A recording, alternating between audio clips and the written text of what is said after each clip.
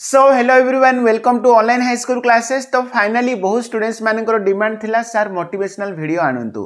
तो एमिति गोटे मस्ट मोटिवेशनल वीडियो मु आनी छी। तो जो वीडियो तुम माने पूरा शेष पर्यंत देखिबो ताहले तुम मानकर 10th क्लास बोर्ड एग्जाम रे निश्चय 95% मार्क बा ताठारु अधिक भी आनी पारिबो। ठीक अछि। तो आमे समस्ते जानि छे हमरो वर्तमान 10th class exam board exam मात्र 2 मास रहिला।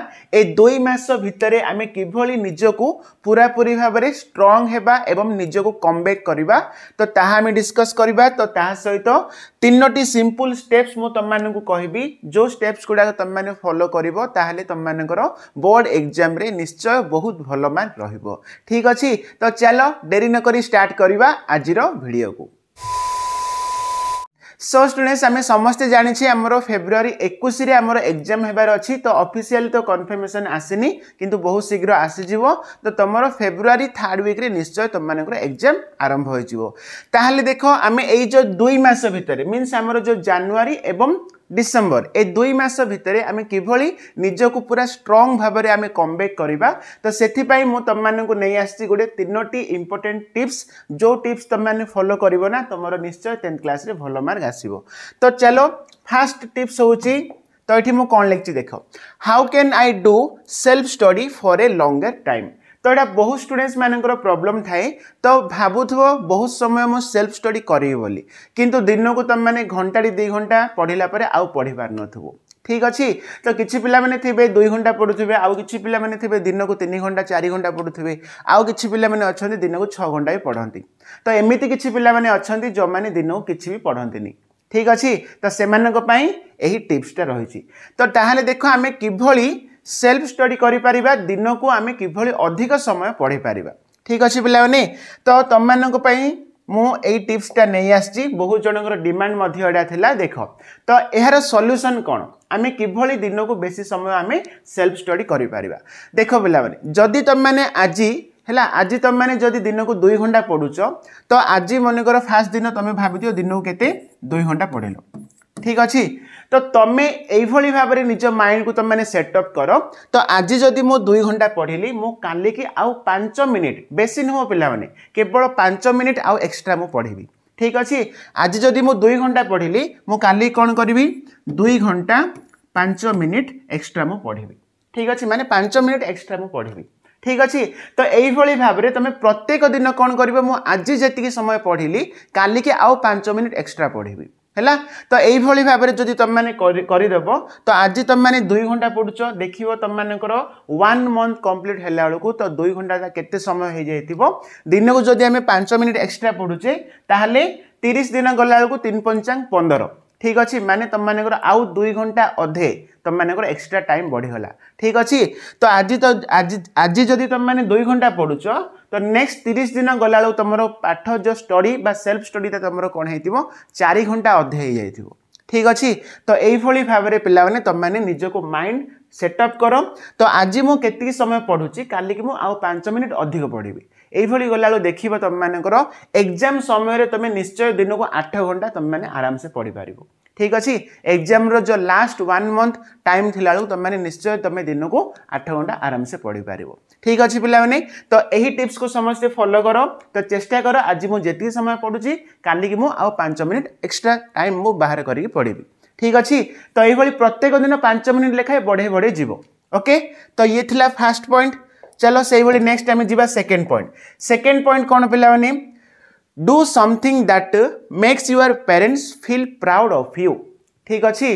तो ये पिला माने सबुठारु गुडे बहुत बड़ मोटिवेशनल। ठीक अछि। तो तमे तमरो पेरेंट्स को किभली प्राउड फील करि पारिबो तो सेथि पई तमे कोन तमको किछिटा करिया पड़िबो।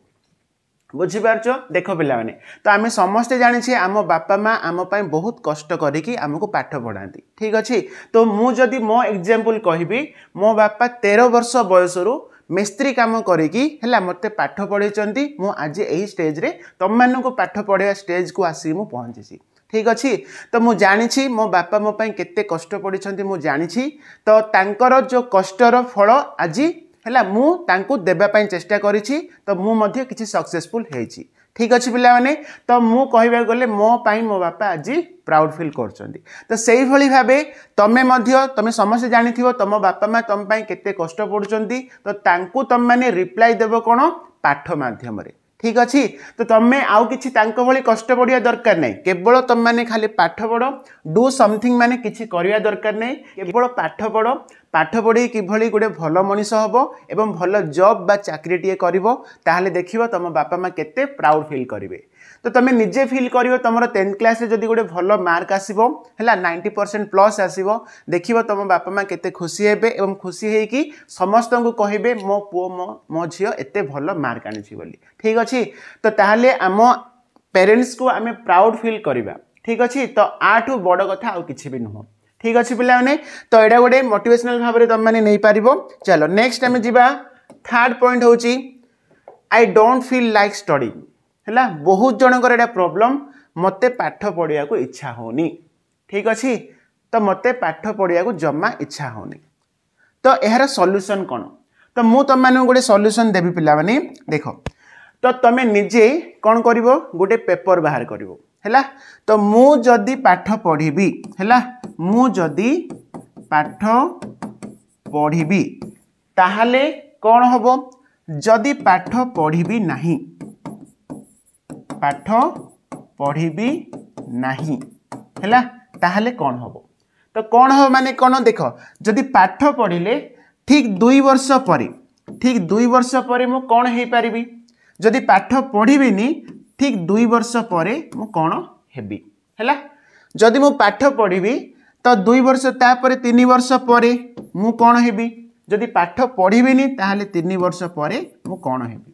ठीक अछि तो जदि पाठ पढ़िले कौन हबो तुम गोटे आइडिया आस जिवो पाठ न पढ़िले भी कौन तुम गोटे आइडिया आस जिवो ठीक अच्छी तो सही भली ठीक 5 वर्ष पर मु पाठ पढ़िले कौन हेइथिबी आ 5 वर्ष पर मु पाठ न पढ़िले कौन हेइथिबी ठीक अच्छी तो यही भली जदि तुम माने जदि भाबिबो ना तो देखिबो तुम माने निश्चय तुम माने पाठ पढ़िया पई गोटे इच्छा आस जिवो हैला काहेकि देखो गोटे एग्जांपल दोची जदि तुम माने पाठ पढ़िबो तो 2 वर्ष पर देखिला तुमर कोन तो तुमर 10th सरी कि तुम माने +2 मध्य तुमर कंप्लीट हो जाइथिबो +2 रे तुमर बहुत बढ़िया मार्क आस्थिबो तो सबु फ्रेंड पाखरे किबा सबु माने टीचर्स मानक पाखरे किबा तुम पेरेंट्स मानक पाखरे जदि तुम माने कोन भलो मार्क आनिथिबो ताहले निश्चय प्राउड फील करिवे तो समस्ते खुशी हेबे तमे भी बहुत खुशी हेके रहिबो किंतु जदि तुम पाठ पढ़िबोनी 10th क्लास रे जस्ट पास हेइथिबो +2 केमिति गोटे करी तुम माने सीट पाई जाइथिबो किंतु सेथरे भी तुम मानकर पूरा फेल +2 तुम माने कोन फेल हो जाइथिबो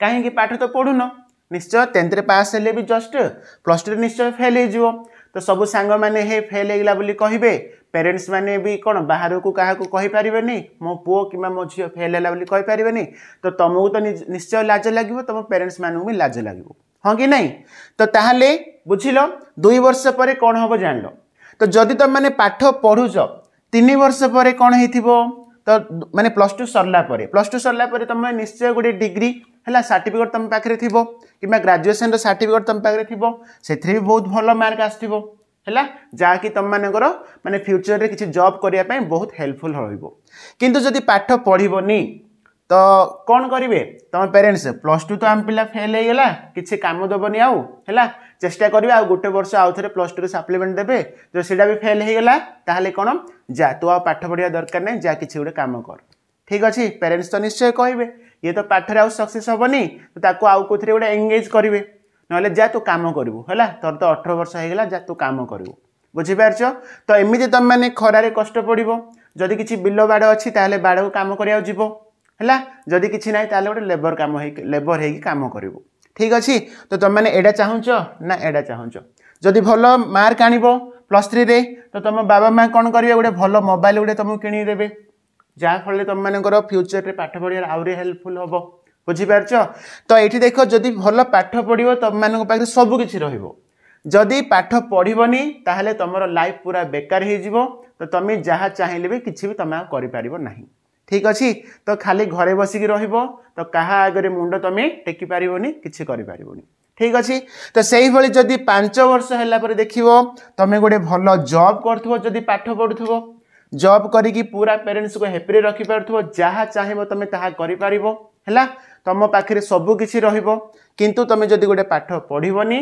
ताहले 5 वर्ष पर देखिबो तुम पाखे किछि भी नथिबो तुम पाखे भल टंका थिबो ना तुम किछि भी चाहिए करि पारिबो तो तुमको भी किए भी कोन माने भल बोली कहबेनी तुमको किए भी वैल्यू देबेनी गोटे बेकारटा है घरे बसी बोली कहबे तो तुम कह पिला माने तुम पाठ पढ़िया पई चाहंचो ना पाठ पढ़िया पई चाहनो ठीक अछि तो एमिति जदि तुम माने गोटे खातार लिखिबो मु पाठ पढ़िले कोन कोन हेई पारिबी मु पाठ न पढ़िले कोन हेबी ठीक अच्छे जिते तुम मानक पाठ पढ़ा इच्छा होनी बोली जो कहूच ना तो सेते तुम से खाता ओपन कर देखीदेव है तो तुम मानक निश्चय गोटे मोटिवेशनल तुम मन गोटे क्रिएट हम तो निश्चय तुम मानक पाठ पढ़ाई इंटरेस्ट लगे ठीक अच्छे तो देख पिला मैंने आम चाहिए सबकि ठीक अच्छे तो आम मनरे जदि इंटरेस्ट आसबार अच्छे माने आम ही निजे ही क्रिएट करा पड़ो तो गोटे एग्जांपल कही पिला माने तो मुझे है तो तुम मान गोटे एग्जांपल नौ तो तुम मैंने जदि काली सकाळू तुमको गोटे कौन कुआडे जीवार अच्छी माने किसी गोटे